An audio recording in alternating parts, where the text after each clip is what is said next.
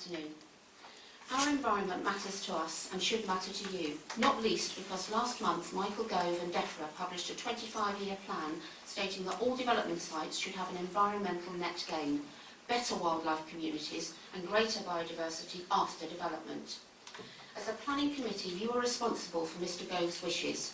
We suggest that the developers of this site and their ecological consultants have as much understanding of ecological net gain as the Flat Earth Society do of a round Earth.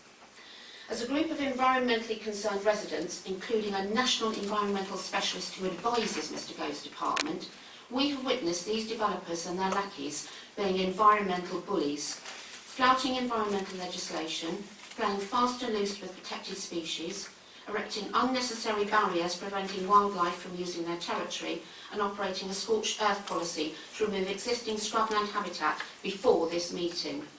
Please see the photographs. Having reset the ecological counter to zero, anything they offer you looks like a gain. This environmental destruction before your decision is to save them money. Shame on them. But life must not work like this.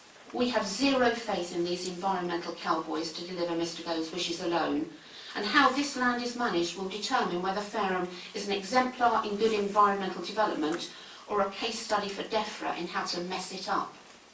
So if permission is granted, we ask you, our representatives, to try something new to help DEFRA by making a condition for the southern part of this site the establishment of an environmental steering group consisting of local council representatives, residents and the developers, chaired by someone with sound ecological knowledge. To avoid further damage, work on the south side must stop until that group exists. We also ask you to ensure sufficient financial resources to manage the land for the 25 years DEFRA's plan covers. This exciting initiative would see community involvement in achieving environmental net gain, making Fareham a national beacon of good environmental practice. Please help us to help you make this happen.